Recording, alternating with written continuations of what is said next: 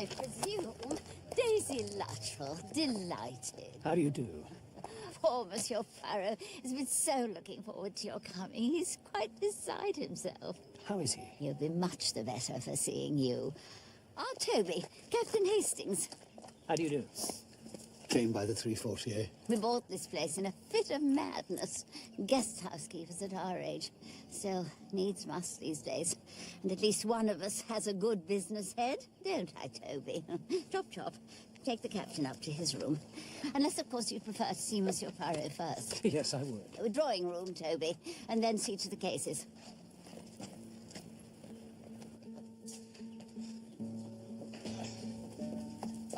No, a pair of nesting blackcaps down by the sycamore. This is...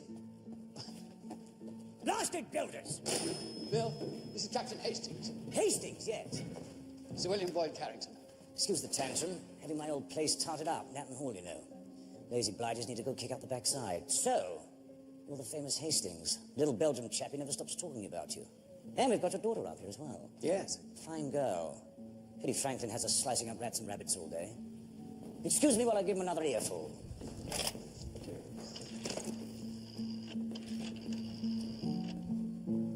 Cadminster 7211. Poirot, there's someone to see you.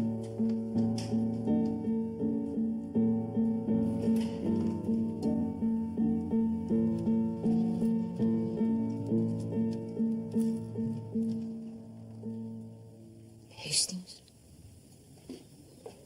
Oh, Hastings, my dear, dear Hastings. Poor old chap. Oh, mon ami, mon ami. But I forget myself. And this is the talented Mademoiselle Cole. Captain Hastings. You have won well, mon ami. With the straight back and the grey of the hair.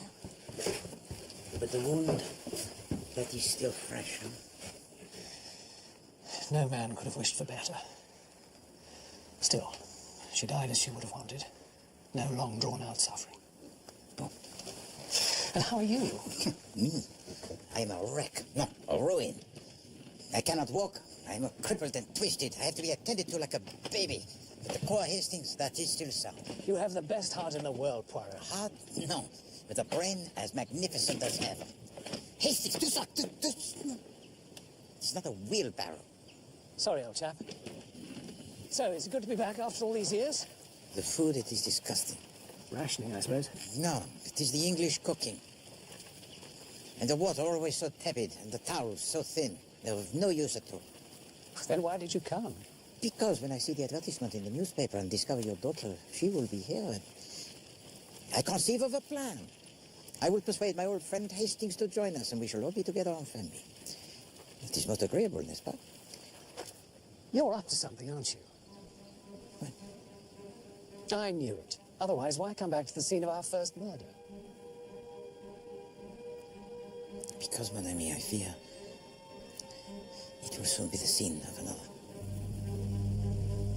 Are you sure about this? You think I have the softening of the brain? No, no. It seems so unlikely.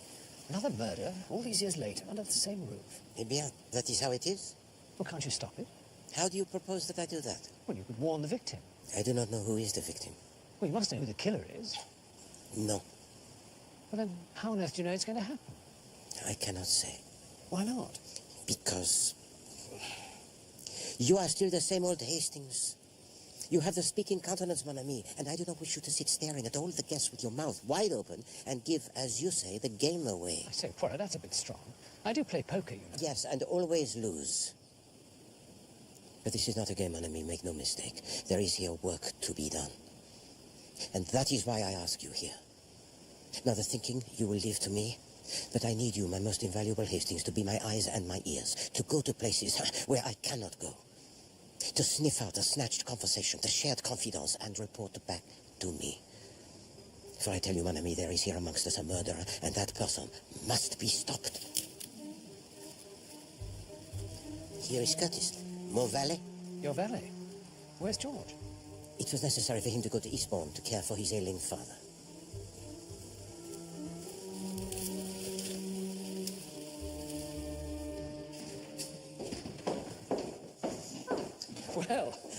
here.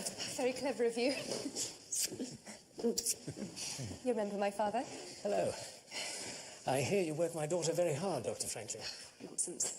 I'm afraid I get so awfully wrapped up in a thing. How did you find Uncle Hercule? Not well. Not well at all. I promised I'd read to Barbara. I'd better. As if she couldn't read herself. How is Mrs. Franklin? The same, and rather more so. She just likes making a fuss. That's rather harsh. It's true. She takes no interest in John's work, goes on and on about her health. Ah, there you are. Frankenstein had dragged you off to his lab again. This is my father.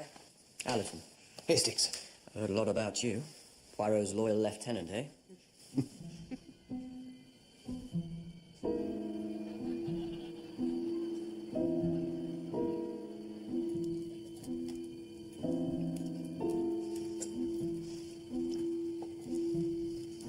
I'm so glad you're here.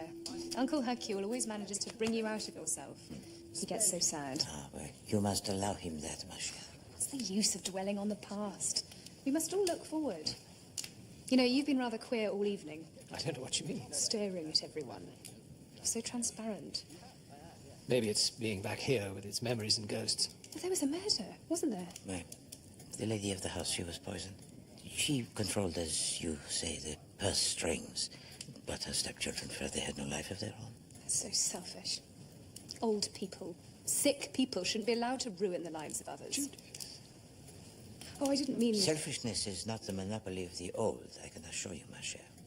No, it's just that I was thinking of this case of a man who treated his daughters appallingly. But when the eldest steeled herself to cut the knot, so to speak, in order that her sisters might go free, she gave herself up and was hanged. Margaret Litchfield. Yes. How did you know? It is the case most famous. Well, I think she was very brave. And Dr. Franklin, what does he think? He thinks it served the old man right. Some people just ask to be murdered. Murder is never justified, Judith. But when a situation is so extreme... And who has been putting into your head these ideas? Nobody? Pernicious nonsense. Actually, I came over to give you a message from Mrs. Franklin. She's invited you to her room. Excuse me. I've never understood that girl. No, she is her own woman. And a good one, too, Hastings. She's become so cold-hearted. I put it down to the company she keeps. That wretched Dr. Franklin. And Allerton.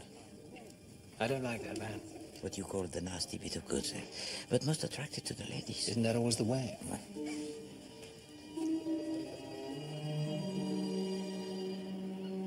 I'm delighted you're here, Captain Hastings. Dear Monsieur Poirot must be so pleased. Sharp as a knife, old Poirot. Even though he is falling to bits. And it will be so nice for Judith. The child has been working far too hard. She looks very well on it. Oh, how I envy her. Ill health has been the bane of my life. Pillows, Craven. Yes, my husband's a real slave driver, aren't you, John?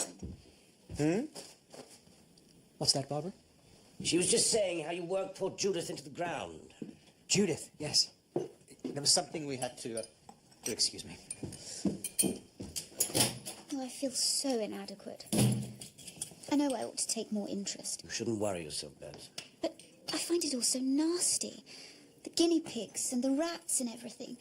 It makes me feel quite sick. I just want to think about lovely, happy things. Babs and I are old playmates, even though she's 15 years younger. Darling Bill. And then when I came back from Burma to find her a beautiful young lady. My family used to live in this part of the world, and Bill would come to stay with his uncle at Nathan Hall. Mausoleum of a place. Needs a woman's hand. I don't mind telling you I completely lost my heart. But she went and married Franklin. The fellow doesn't understand her. He's only interested in his test tubes, damn fool. Fancy a rubber?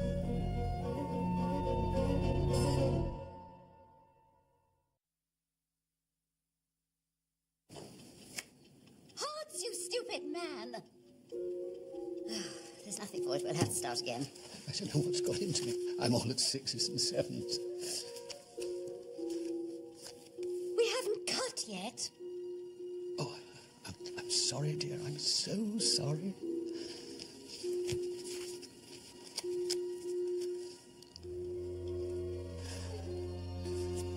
Well, that was pretty ghastly. It gets my back up to see my bully like that. Keep it down. It's too bad, it really is. And what's worse, he just takes it. Couldn't assert himself if he tried. Oughtn't we to shut that? I don't think everybody's in yet. But who's still out? Your daughter, I think, and Alison.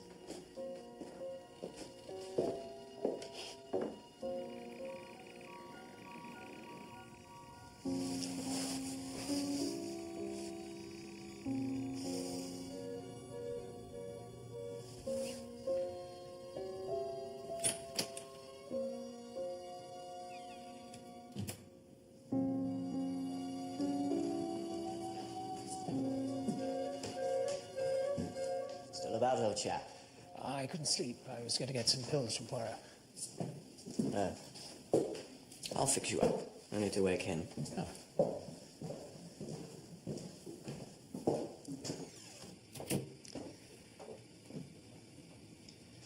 You normally stay up this late? I never go to bed when there's sport abroad. These moonlit evenings aren't made to be wasted. This is the real stuff. It'll make you sleep like a log. Slumberil. Is it dangerous? It is if you take too much of it. It's one of the barbiturates. Don't you need a prescription? Damn right. But I've got a pull in that line. Old friend of mine gave me a few useful introductions. Dead now, sadly. A chap called Etherington. Leonard Etherington? That's the one. A wife of his. Who'd have thought she'd have it in her? Arsenic, wasn't it? Yes. Knew him too, did you? No, I read about it. I see. Funny chap. Good company. In small doses. Sleep well.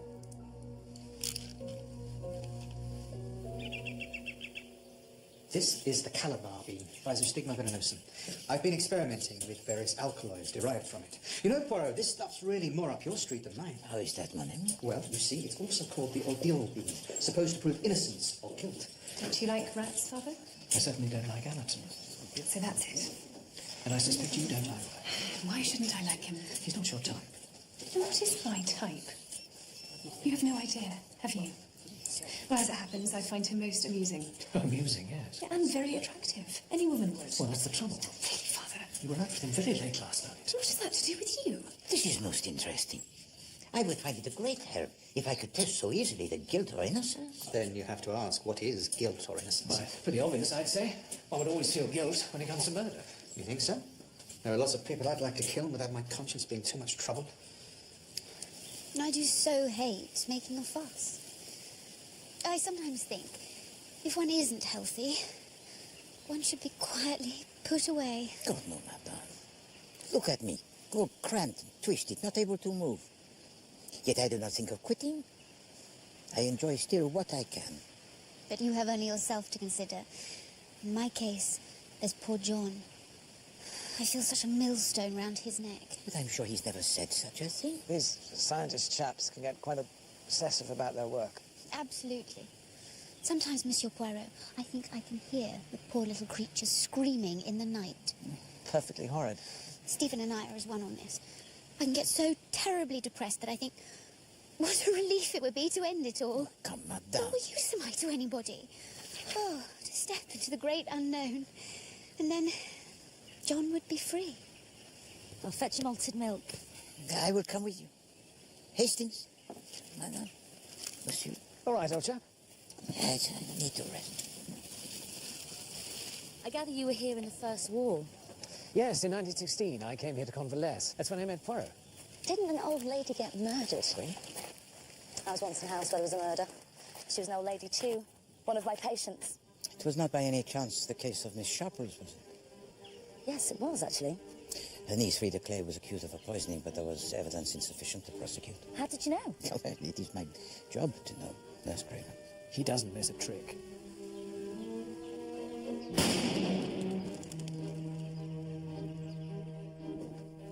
Nasty pigeons. They do a lot of damage, you know. Toby's always been a fine shot. Oh, I used to be. You know, I often used to think of evenings like this back home out in India, but nothing's ever quite as you picture it. Don't know why, but I've got quite a thirst on. Oh, why'd you have a drink on a house? What'd you say? Splendid idea. Have you done the tropics, Norton? No, My hands were tied with Mother. You're right, old chap. Can't stand blood. You'd get used to it. Nothing like bagging a few birds and blasting the old bunny, eh, Hastings? Darn good fun. I just thought I'd give the fellas a sniff. You do no such thing. Give that book to me. How do you think we'll ever make this place pay if you keep standing people drinks? They're old friends, Daisy. Locked up, that's the way of it. I won't have it. You won't have it. Who are you, I'd like to know?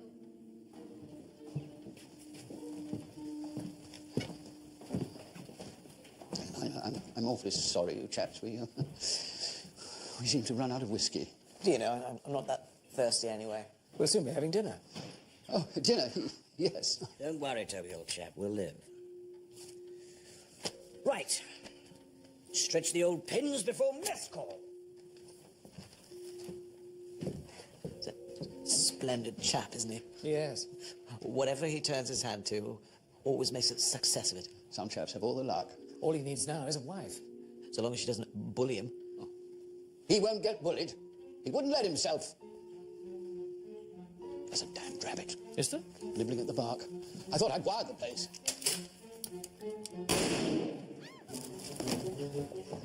My God.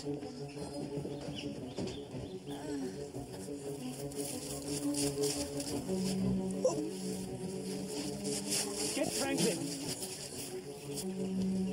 It's all right, Mrs. Luttrell. It's all right. That's it. It's fine.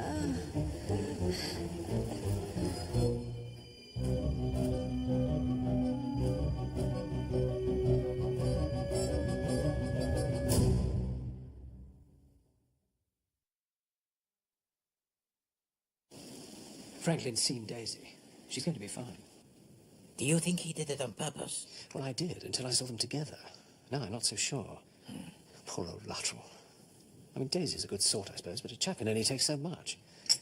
After the bridge, Norton actually said as much. I'm sure Luttrell heard every word. The killer is here. I know it. How do you know? I know. Whether Luttrell shot his wife by accident or whether he meant to. It is impossible to prove. Well, you'll prove it all right. You always do. If only life were that simple. Poirot always gets his man. Perhaps this time he does not wish to. You've lost me there, old chap. Unless, of course, someone was hiding in the bushes, and at the exact moment the Colonel fired, they fired too. And who might be this mystery killer in the bushes, Hastings? Oh, I wouldn't put it past that drug-addled Lothario Allerton. Drug-addled? He was a chum of Leonard Etherington, that addict, who was poisoned by his wife. And how do you know this? He told me. And you did not think to tell it to me? Well... The trouble with you, Hastings, is that you are lazy. Mentally. I say, Poirot, look, I know I'm not much of a fellow, but there's no need to rub it in. You do not like to work with this. Perhaps you should get someone else on board. Boyd Carrington. Certainly not. He's a good deal cleverer than me. That would not be difficult. But Boyd Carrington is... He's a pompous bore, whose memory is so bad that he tells back to you the story that you have told to him. Now, I forbid you to speak of this matter to anyone. Do you understand? Yes. It is up to you to follow people where I cannot go. To talk to them, to listen to them, to spy on them, watch through keyholes. I will not look through keyholes. Oh, very well, very well. You will not look through keyholes. You will remain the English gentleman, and someone will be killed. Oh, dash it all, Poirot. Oh, you can be quite obstinate at times. Do you know that, Hastings? I also wish there was someone else I could trust. But I suppose I will have to put up with you. And since you cannot use your little grey cells, because you do not possess them, at any rate, use your eyes, your ears, your nose, if need be. But only, of course, as far as the dictates of honor will allow. Now go away. I'm very tired.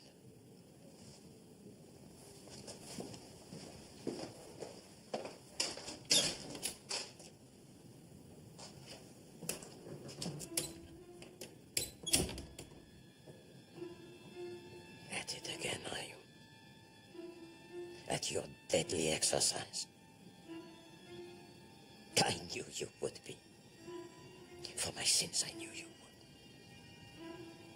But while I have breath in my body, I will...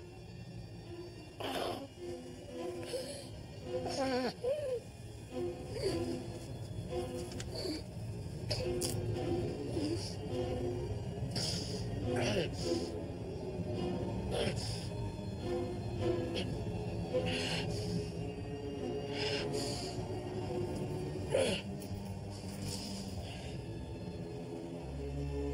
will damn you to hell. Whatever the cost.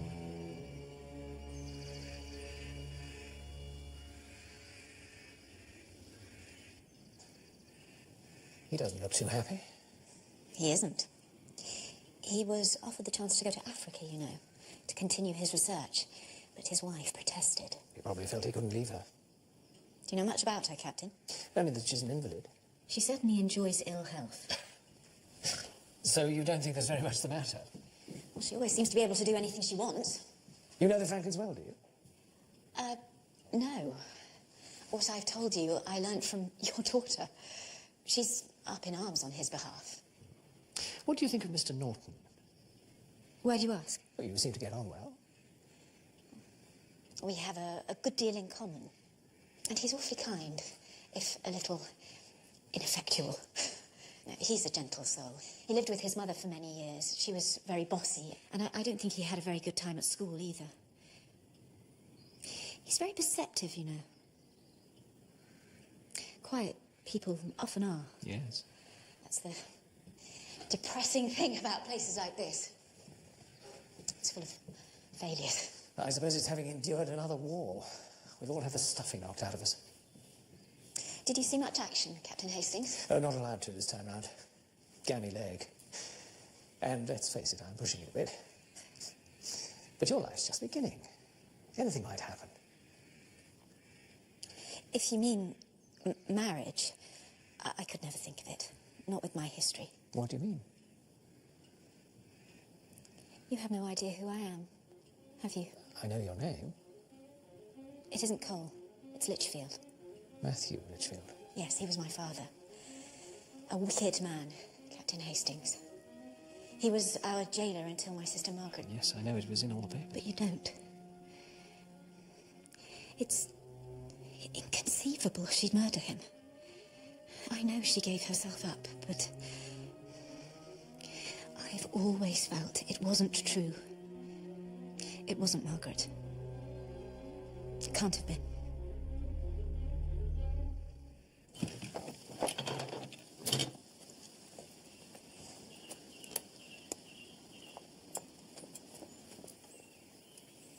Good morning, gentlemen. Good morning, Mrs. Franklin. Well, you sound very happy today, madame. I am, Monsieur Poirot. I'm going on a little outing with Sir William to Natton Hall to advise him on his cretons. Silly me, left my handbag in the studio yesterday when I was talking to John. Head like a sieve. Where is Dr. Franklin? Well, he and Judith have driven into Tadminster for some chemical or other. I'm so glad I don't have a scientific mind. On a day like this, it all seems so puerile. Do not let the scientists hear you say that, madame. Oh, you mustn't think I don't admire my husband, monsieur. The way he lives for his work is really tremendous. But it makes me nervous, the lengths to which he might go. What exactly do you mean, madame? Well, this horrible Calabar bean thing. I'm so afraid he's going to start experimenting on himself. You see, he can only learn so much from animals. He'd take every precaution, surely. Oh, you don't know John. Absolutely oblivious of his own safety. He really is a sort of saint. You ready, Babs? Oh, mustn't keep the baronet waiting. Dr. Franklin, the modern saint. She's a feather for every wind. So you think she is a fool? Do you not, Hastings?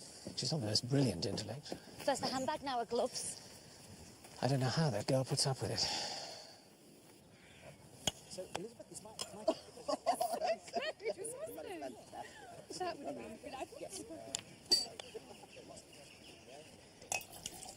I can't help noticing, Captain. You're looking a little uneasy. Am I? I have to say, well, I'd feel the same way.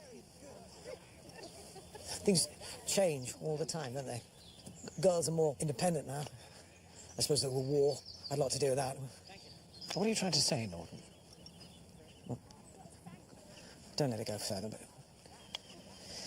when it comes to young women, Alison has rather a special technique in that line. I happen to know something pretty foul about him, actually. And what would that be? Not long ago, I heard of a girl, just like Judith. Modern, independent, falling prey to the Major's charms. Well, once he'd got her in his clutches, just when she was at her most vulnerable, he abandoned her, leaving her desperate.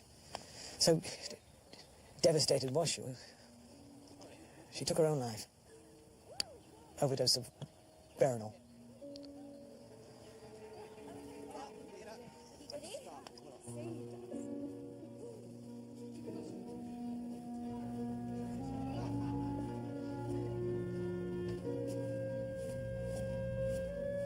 Poor old woman.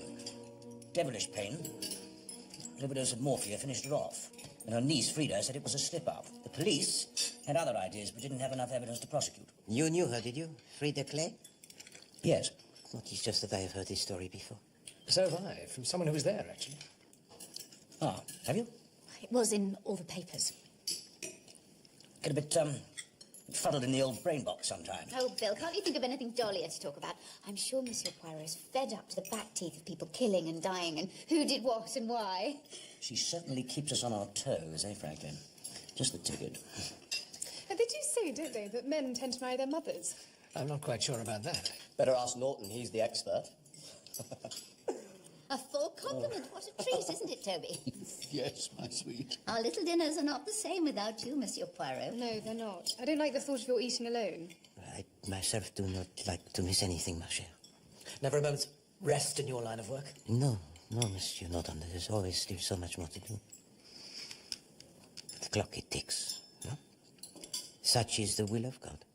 We'll all miss you, old chap, but you won't be forgotten. A damn good claret. My point is, Now, you Bill. can see where this Frida girl was coming from, putting somebody out of their misery. Don't you think it should only be done with the patient's consent? Yeah, it can't be left to the patient. It's the duty of someone who loves them to take responsibility. And end up being charged with murder. If you love someone, you take that risk. Would you? Yes, I would. Well, I certainly wouldn't, and neither would Toby, would you, dear? Sip of water, that'll shift it. You can't have people taking the law into their own hands. I quite agree. What about you, Franklin? What? Euthanasia. You must have an opinion, you're a doctor. Sorry, my mind was elsewhere. Most people wouldn't have the nerve. I don't believe you would, if it came to it.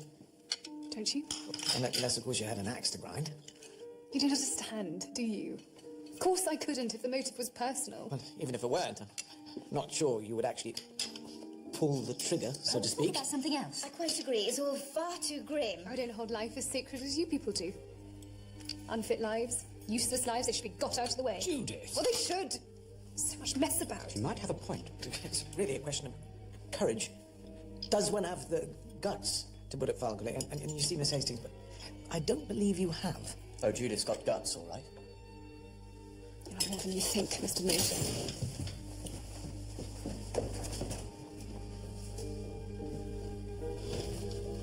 Excuse me. Judith! I do understand, you know. Your mother was so much better at this than I am, but I do understand. I'm not so sure that you do. He isn't worth it. Believe me, he isn't. I know you care about him, but it's no good. Perhaps I know that as well as you. It has no future. He'll break your heart, and I can't bear to see that happen. He's worth everything in the world to me. Judith, please. I don't want you ever to speak of him again. Because if you do, I will hate you even more. Do you understand that?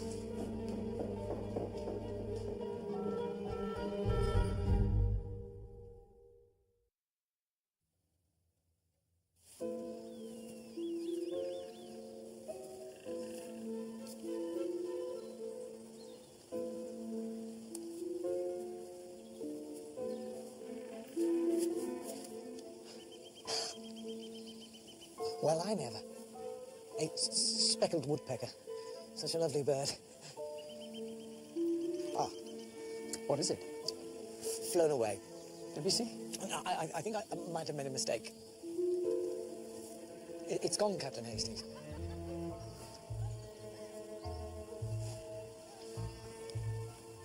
What's wrong? Bird's gone.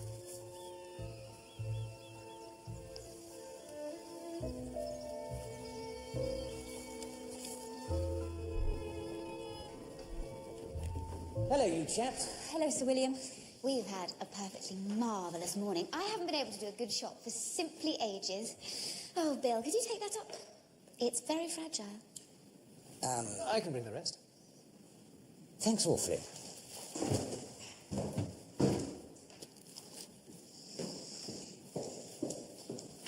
Anything the matter, Stephen?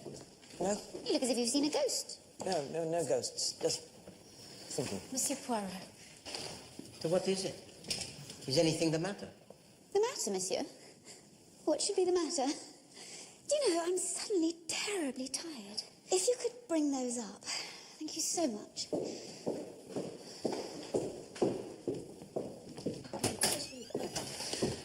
Ah, Babs. Well, I must say, Nurse is very good at the old palm reading. Take these, Craven, and fix me an egg flip. I'm exhausted. Can I do anything, Babs? Yes, Bill, you can go away. I'm dead on my feet. Has it all been too much for you? I didn't want to mention it. I do so hate being tiresome.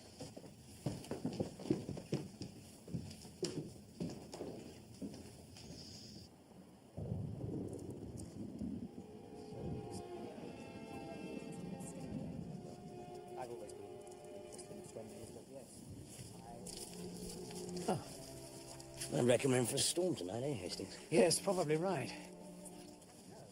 Excuse me. Care to take a stroll around the gardens? It's, Not now, Norton. the captain.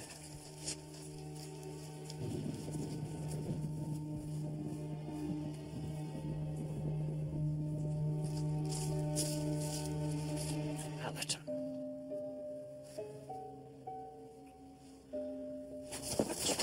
Let go of it. There's nothing you can do. The expert parent, eh?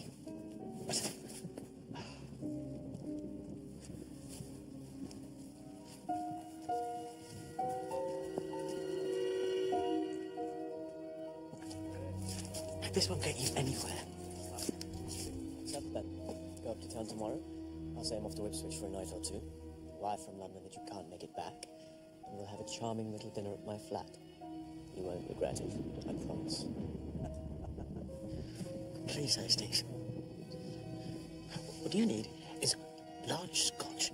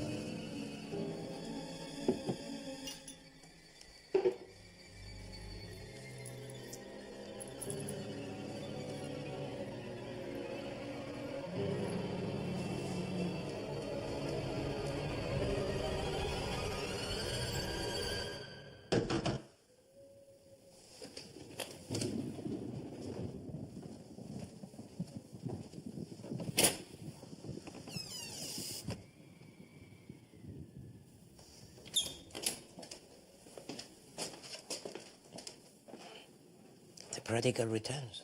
Awfully sorry, old boy. I've got a blinder of a headache. Must be the thunder in the air. No, Hastings. It is because you sit around in the drafts. Is it? Most assuredly. The drafts will be the death of us all. But I have just the thing. Your hot chocolate. It nourishes the nerves. You comprehend? Drink.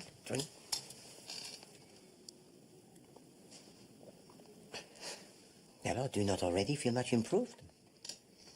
Drink it all, cher ami. Every last drop.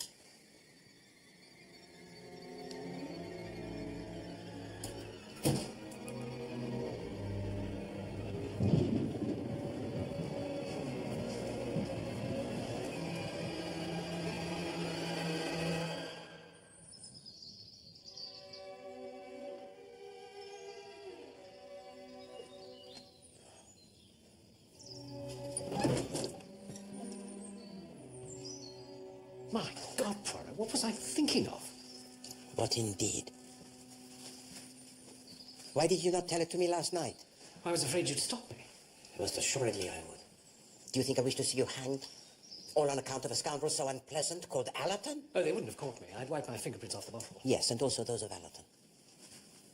And then when he is found dead, they established that he died of an overdose. And whether by accident or by design, he would have had no reason to wipe off his own fingerprints. And then they find the aspirin. Well, everyone has aspirin. Not mixed with the sleeping pills. And not everyone has a daughter whom Allerton is pursuing with the intention so dishonorable. You see, it would not have looked too good for you, Hastings. And then, of course, it is possible that someone may have seen you. Oh, I can assure you they did. But Hastings, someone might have been peeping through the keyhole. People do not spend their time peeping through keyholes. And It's not- simply not done. Anyway, it didn't come off. Thank heavens for that. But there's still the problem of my Judith and that wretched Allerton. She's gone up to London with him today. To his flat, straight into the lion's den. No, Hastings, you are not clever enough to deal with those two. I would advise you to trust her.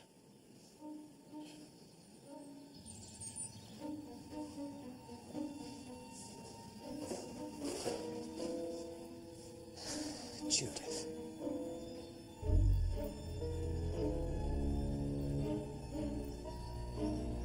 The poison works and must be stopped. God help us. God help me.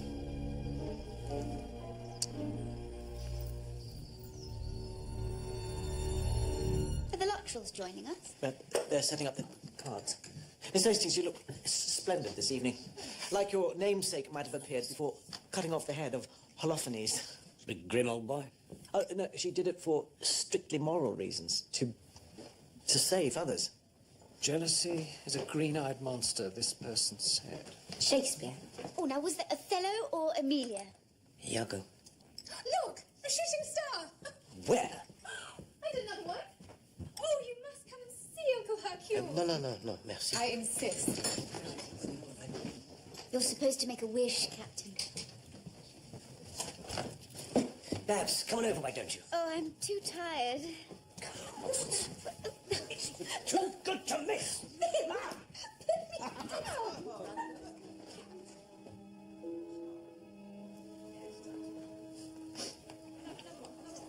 What are you doing? I was just seeing if there was a copy of... I remember Mother telling me how you once carried her out onto a balcony to look at the stars. Ah, here we are. Life's quite hard at times, isn't it? Othello. Now, where is it? Oh, beware, my lord, of jealousy. It is a green-eyed monster. Splendid. You were right, Poirot. It was Iago. But of course. Did I miss anything? I do not know, Hastings. Did you? Oh, but you did, Captain Hastings. I've never seen so many shooting stars. Where's Craven? Not sure. I need my drops. Where are they? In the bathroom cabinet. Oh, thank you, dear. I think I'll take a stroll. You seem pleased with yourself, Doctor. I am. Oh, there you are. Open my drops, would you?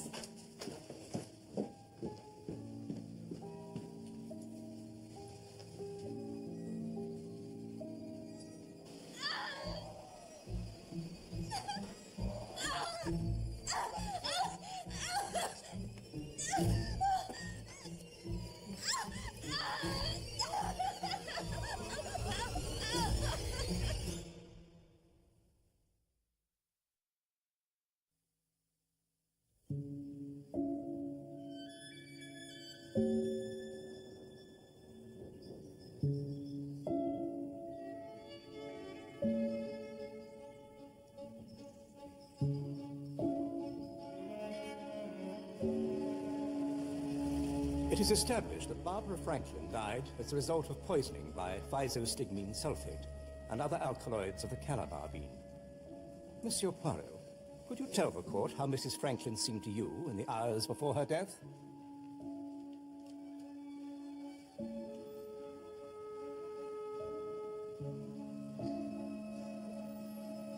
On the day before her death, I had a conversation with Madame Franklin. She appeared very depressed and several times expressed the desire to be, how do you say, out of it all. Her health and fits of melancholy made her life seem not to be worth living. On the morning of October the 10th, you were sitting outside the laboratory? Oui. Did you see Mrs. Franklin come out of the laboratory? Yes, I did. And did she have anything in her hand, Monsieur Poirot? She had a small bottle clasped in her right hand. You're quite sure of that? Yes, quite sure. Did you not see it also? Well, the question is, did you? You think I would lie? Well, that would be perjury. No, I was not on oath. So it was a lie. You yourself heard her speak of suicide. But she was a woman of many moods. You didn't clarify that. Perhaps I did not wish to. You mean you wanted the verdict to be suicide? You think she was murdered, don't you? She was. But this verdict stops all further inquiry. What are you playing at, Poirot? This is not a game, mon ami, I assure you.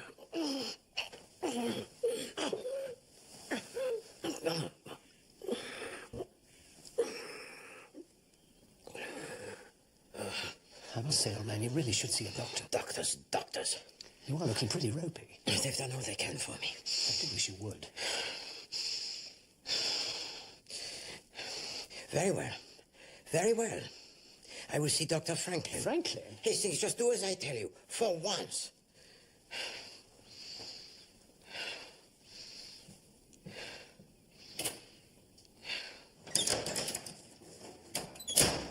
How is he?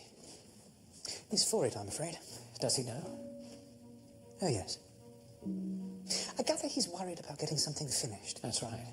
And I hope he does. Isn't there any treatment? Nothing doing. Just as ampoules of amyl nitrite when he feels angina coming on. A remarkable man. He has a great respect for human life, hasn't he? Yes, absolutely. Unlike me. Since death comes anyway, what's it matter? Oh, well, 10 days and I'm off. Where to? Africa. Job's still open. Isn't that rather soon? What's to stop me? It's no good pretending that Barbara's death wasn't the greatest relief. It doesn't worry you that she's just committed suicide? But I don't really believe she did. Then what do you think happened? I don't know. And I don't want to know. Understand?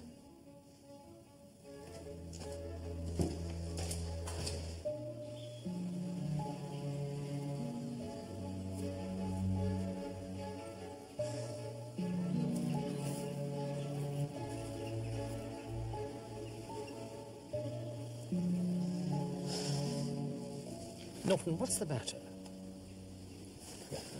Well, when anything's right or wrong, it should be awfully simple to say so, shouldn't it? Do you see what I mean? No. What I'm trying to say is, say, for example, you happen to open a letter that wasn't yours, by mistake, of course, or saw something through a keyhole, say. A keyhole? Yes. Why on earth would you be looking through a keyhole? The key might have got stuck. Norton, stop beating about the bush. Did you see something through the keyhole? No. But you did see something through those glasses of yours, didn't you? That day we went out rambling with Miss Cole, there was something you didn't want me to see, wasn't there? Yes. No. What was it? I don't know if I ought to say. I didn't mean to see it. There really was that speckled woodpecker. Lovely fellow. Then I saw the other thing. Is it something to do with Mrs. Franklin's death? Oh, damn it all. I don't know what to do. He saw something that he will not tell to you. That's right. Has he told this to anyone else? I don't think so. Ask him to come up and see me after dinner. Just a friendly little visit. And be careful, Hastings. Be very careful.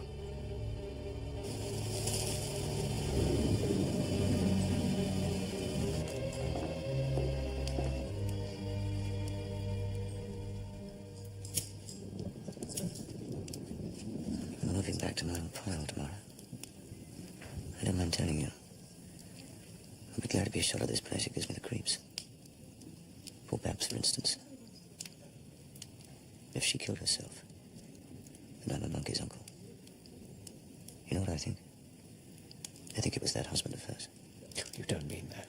Am I not the only one? Had the tip from someone who ought to know. Well, good deal. Talk with the devil. I thought she left after the funeral. And she's back for the night, between engagements.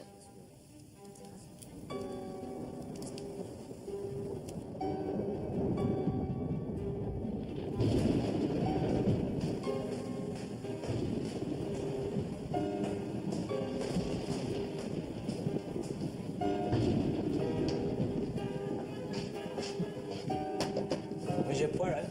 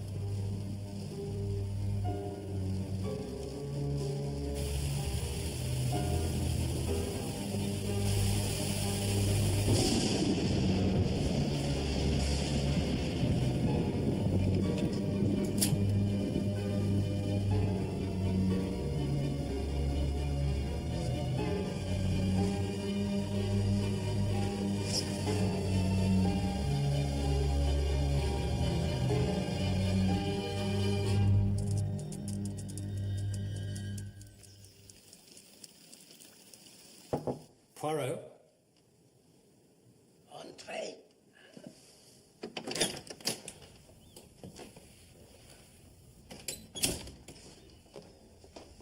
How are you, old chap?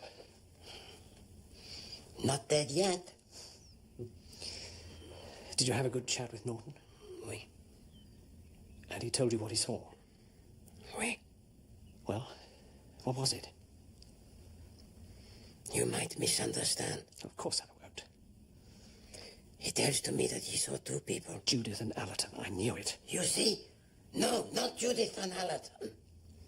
You have lard for a brain. Well, that's a bit harsh. Drink. No, thanks. For me. Oh, sorry.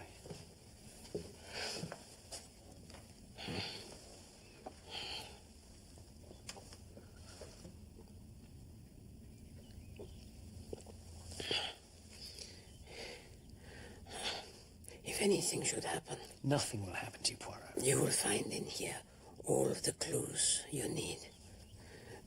With this... What kind of clues? Indications that will lead you to the truth. Why do you have to make things so difficult? I'm completely in the dark as it is. Rest assured, mon ami.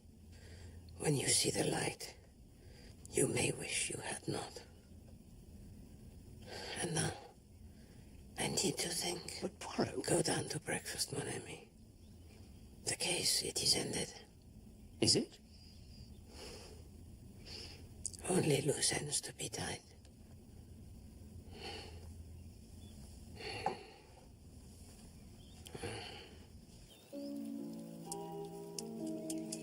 You laid up this morning?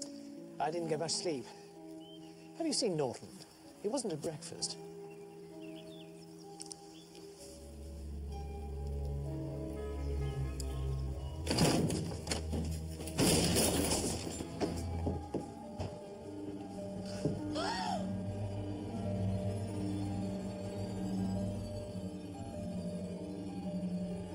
He locked the door.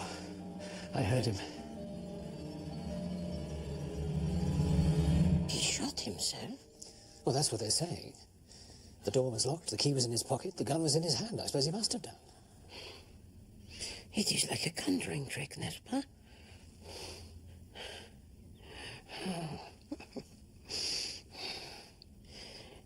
Hastings, sometimes you are like a little child.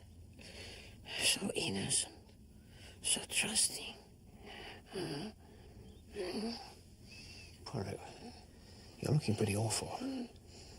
Don't you think I should call a doctor? What good would that do? What will be, will be.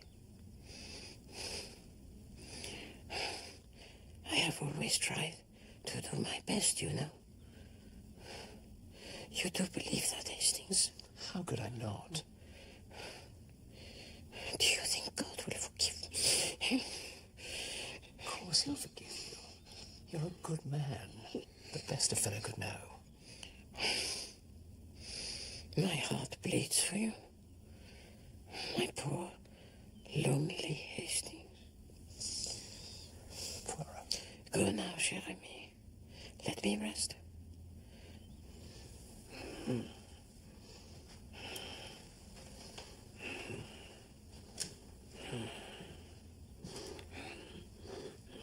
It was not suicide. It was murder.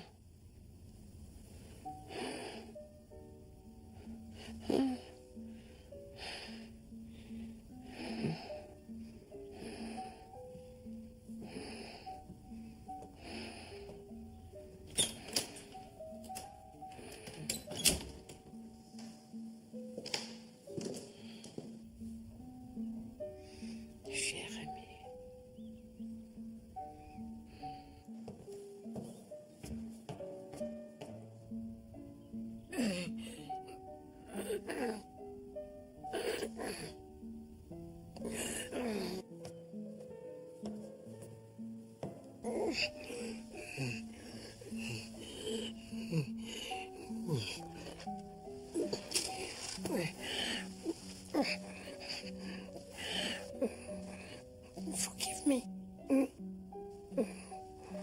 Forgive me.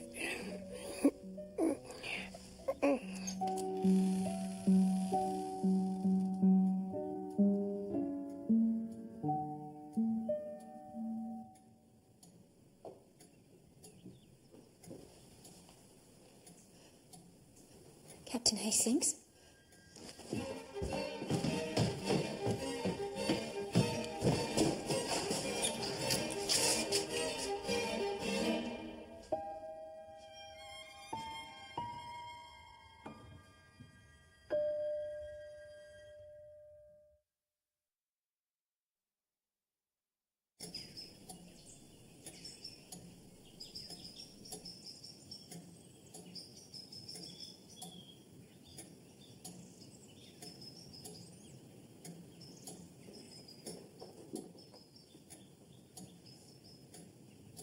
It was bound to happen. That doesn't make it any easier. No. No, of course it doesn't. Natural causes. I wonder. You're not suggesting foul play, I hope. It doesn't seem very likely, does it? Father, he had a heart attack. All the same. Anything could have triggered it. Or perhaps nothing. Perhaps his time had come. And it surely wasn't suicide, like poor Mr. Norton. Bad investment, so they say. The coroner did think it strange that he would shoot himself in the centre of his forehead. What a suspicious soul you are. All those years with Poirot, I expect. He was my dearest friend, you know. He was always there, keeping an eye on me, ticking me off. Like a father, really. I'm not quite sure how I'd cope without him.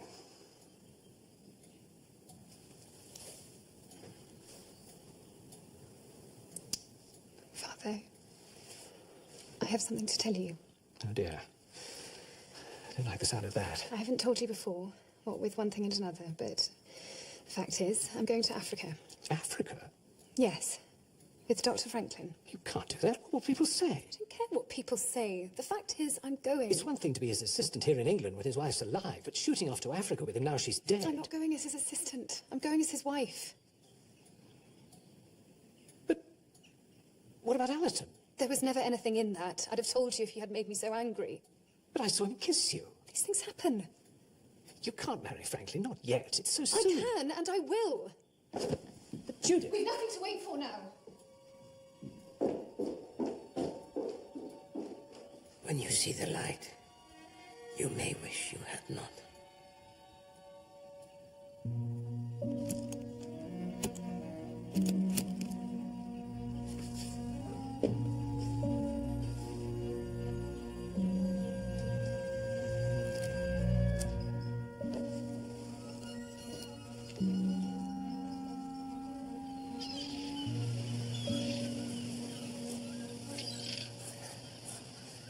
I believe Monsieur Poirot left you some sort of message. Message, sir? Yes, for me. No, sir, not that I'm aware of. Are you quite sure? Yes, sir, I remember that. Well, my mistake, I suppose. How is your father? My father, he's very well, thank you, sir. Oh, he's better then. Better than what, sir? Well, that's why you had to leave Monsieur Poirot, wasn't it? To look after him. I didn't want to leave, sir. Monsieur Poirot sent me away. Why would he do that? I can only suggest that he discharged me because he wanted to engage Curtis. But why? I really couldn't say, sir. Not the brightest specimen, although he was strong, of course. But I'd hardly have thought he was quite the class Monsieur Poirot would have liked. He'd been an assistant in a mental home. A mental home? It wouldn't surprise me if he'd started off there as a patient.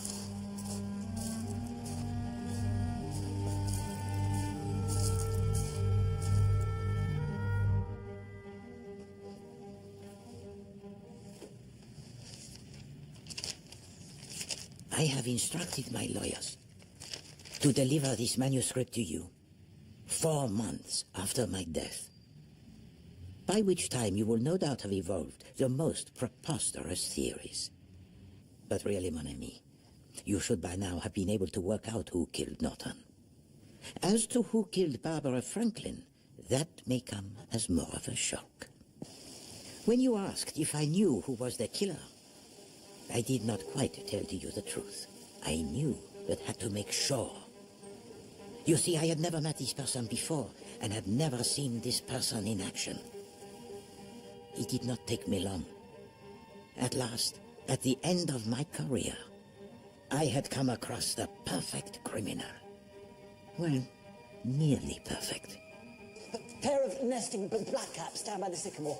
No one gets the better of Hercule Poirot. Not even Stephen Norton. Well, I'll be... Oh yes, Norton was our man. He had been a sickly boy with a domineering mother. He had had a hard time at school and disliked blood and violence, a trait most un-English. But he had a sympathetic character, and soon discovered how easy it was to make use of it. By understanding people, he could penetrate their innermost thoughts. He's very perceptive, you know. Quiet people often are. And then make them do things they did not want to. Compensation for a lifetime of derision. This sense of power gradually developed into a morbid taste for violence at second hand, which soon turned into an obsession. Our gentle Norton was in fact a sadist, addicted to pain and mental torture. Remember the remarks he made that first evening you played bridge? It gets my back up to see him bullied like that. Keep it down. Norton meant him to hear. Couldn't assert himself if he tried. Sometimes successful, sometimes not. It was a drug he constantly craved. No motive, no evidence, no proof. Simply evil for the sake of it. A criminal who could never be convicted of his crimes. You will have realized by now that Franklin was in love with Judith and she with him.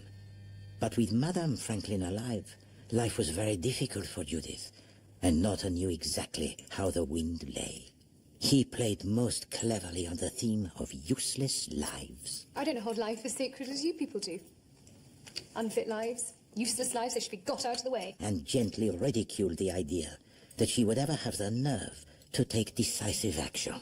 Does one have the guts, to put it vulgarly? And you see, Miss Hastings, I don't believe you have. But with a murder addict, one iron in the fire, it is not enough. He sees opportunities for pleasure everywhere, and found one in you, mon ami.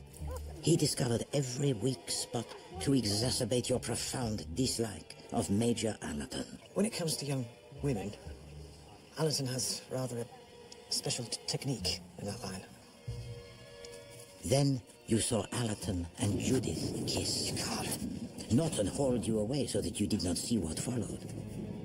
You went to the glass house and thought you heard Allerton talking to Judith. Wire from London that you can't make it back. And we'll have a charming little dinner at my flat.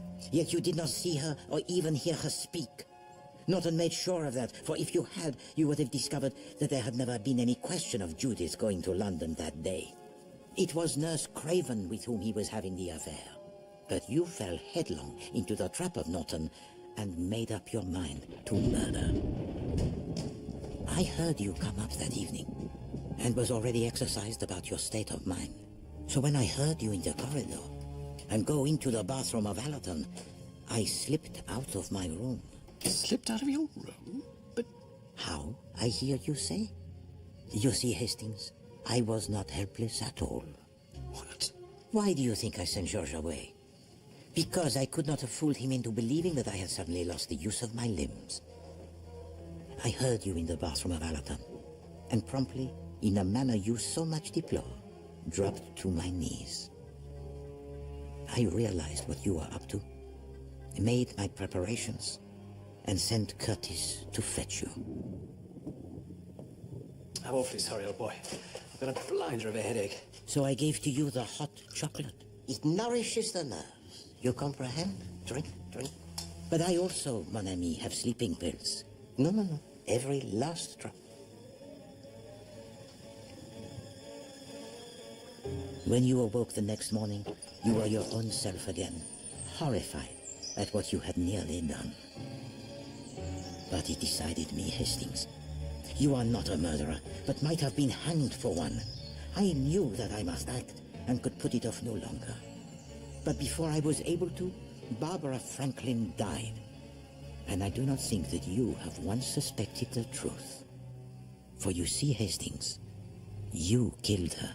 I killed her? Oui, mon ami, you did. There was, you see, yet another angle to the triangle. One that I had not fully taken into account.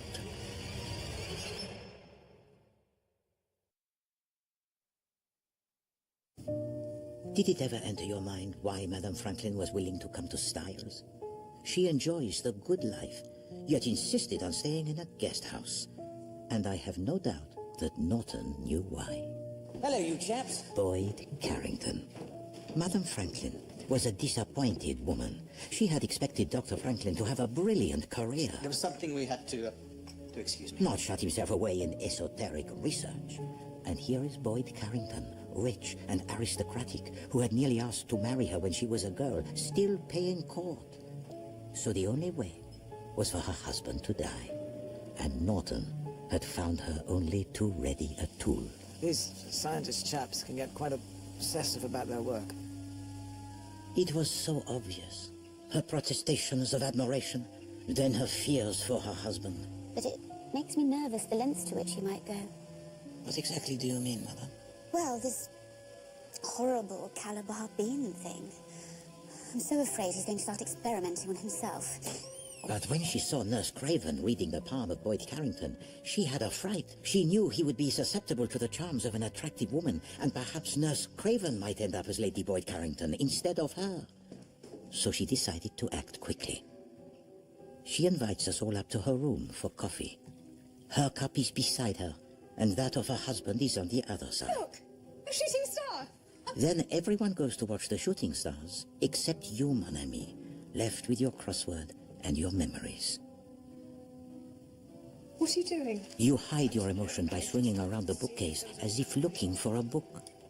And so when we all return, Madame Franklin drinks the poisoned coffee meant for her husband, and he drinks the coffee meant for her. I realized what must have happened. That she had poisoned the coffee, and you had unwittingly turned the table. But you see, Hastings, I could not prove it.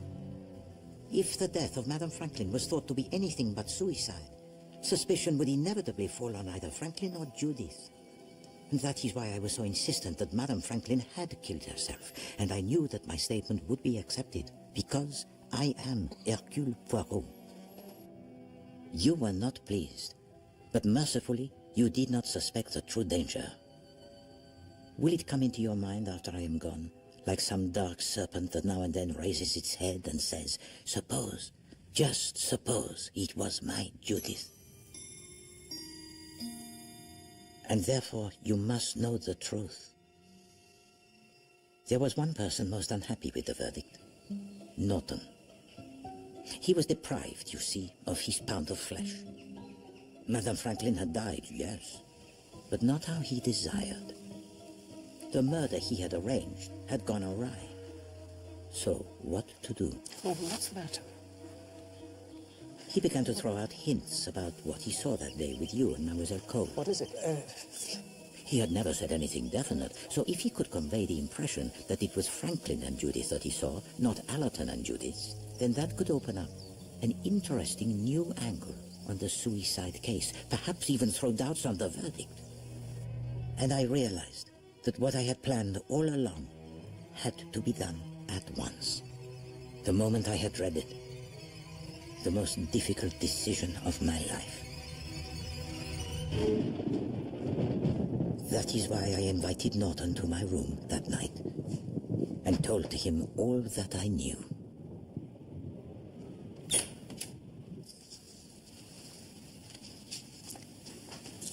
Madame Constance Etherington tried for the poisoning of her husband, a man who was very sadistic but also addicted to the drugs and with whom you are on terms most intimate.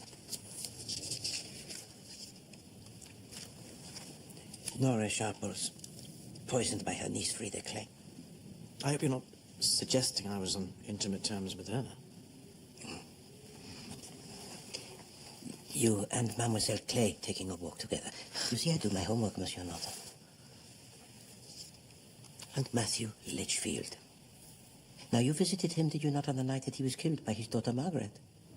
What is your point, Monsieur Poirot? Well, my point is this, Monsieur Norton, that in none of these murders was there any real doubt. There was one clear suspect, no other. But you, Monsieur Norton, are the one factor malevolent common to all.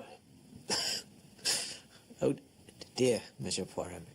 Is that the best your little grey cells can come up with? Your proximity to these three murders was too much of a coincidence, and I smelt, as you say, the rat. And that is why I came to Styles. To observe your function, and you have not disappointed, monsieur. No, you are a man who is very clever, but not clever enough for Hercule Poirot. So, what are you going to do about it?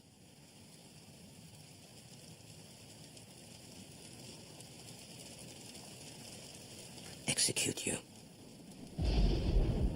Execute me? Why? Then do get on with it now. I promised myself an early night. Justice is no joking matter, monsieur. I do what I can to serve it. But if I fail, there is a justice that is higher, believe me. You pathetic, self-important little man. Murder me. There's a mortal sin if ever there was. And then what? Suicide to escape the ignominy of hanging? Your God will give you a hell of a time. All those years of piety up in smoke because of me. You can't go yet. You don't think I'd let you die on me and deprive me of my ultimate triumph? Please. You see, if you don't succeed, I'm a free man. Even if you do, it would still be a victory of sorts, because in the eyes of the law, I would be innocent. Whereas you and your reputation, your precious reputation, Blown to bits. Je vous en prie. You can see them now. Went off his rocker in the end. You can never trust a foreigner. You see how good I am to you, old man? There you go. Take your time. See how it all pans out, shall we? Who will be there at the final curtain?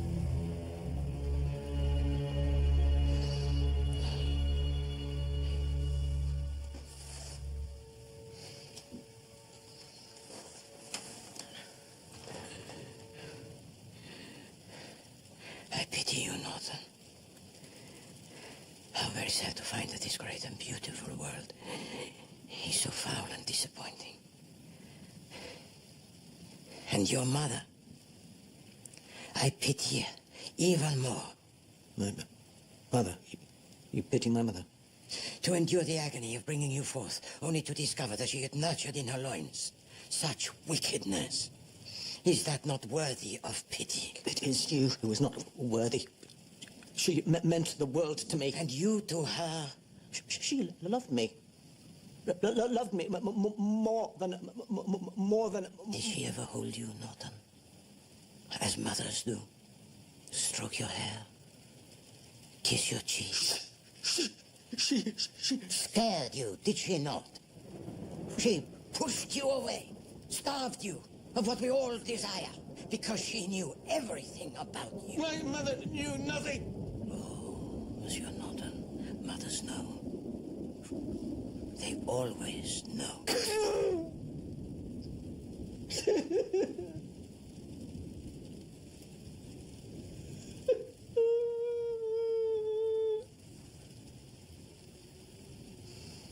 Shots in the dark, Poirot. Shots in the dark.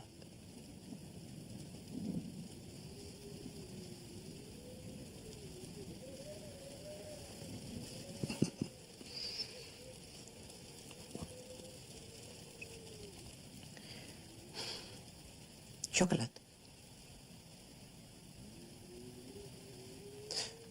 Would you mind awfully if I drank yours instead?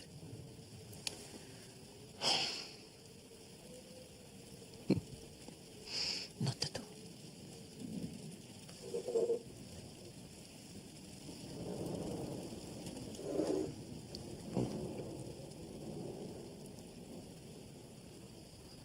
It was quite immaterial. I take the sleeping tablets and have acquired a certain tolerance. The dose that would send Norton to sleep would have little effect on me. With the greatest of difficulty, I put him in my wheelchair. Then when the coast was clear, I wheeled him to his room. You will not have realized, Hastings, that recently I have taken to wearing the false moustache. Even Georges does not know that. I put on the dressing gown of Norton, tapped on your door, then went into his bathroom. Presently, I heard you open your door. I left the bathroom and returned to the room of Norton, locking the door behind me. I put the dressing gown on Norton and lay him on his bed.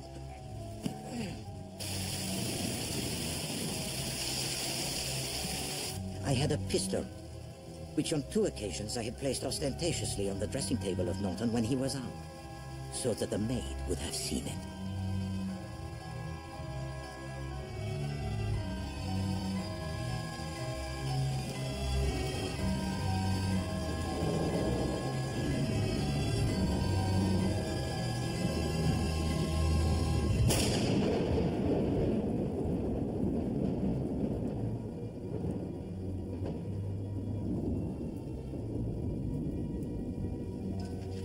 I put the key into the pocket of his dressing gown and locked the door from the outside with the duplicate I had made.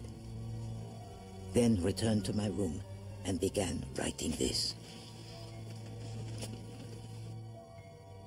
I played the game, as you English say. I gave to you the clues and every chance to discover the truth, pointing you towards Iago, the original Stephen Norton. My only weakness was to shoot him in the center of his forehead and not in his temple, but I could not bring myself to produce an effect so lopsided. That, mon ami, is my nature, and should have told to you the truth. Take my advice for the last time. Tell to Mademoiselle Cole all that I have said. But you also might have done what her sister did. had there been no watchful Poirot to stop you. Take the nightmare away and show how Norton, not her sister, was responsible for the death of her father.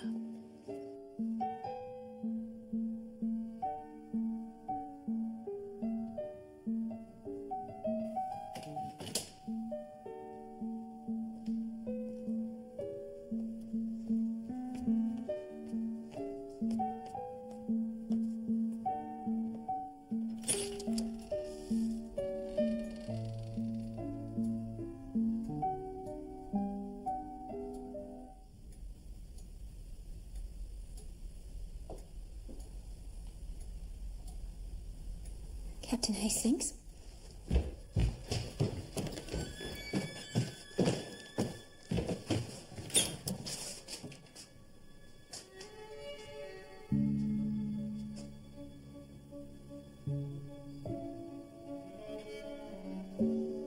I have no more to say. Am I justified in what I have done? I do not know. I do not believe that a man should take the law into his own hands. But by taking the life of Norton, have I not saved others? I have always been so sure. But now, when the moment comes, I will not try to save myself, but humbly offer my soul to God and pray for his mercy. It is for him to decide. Ah, Hastings, my dear friend, they were good days. Yes, they have been good days. Hercule Poirot.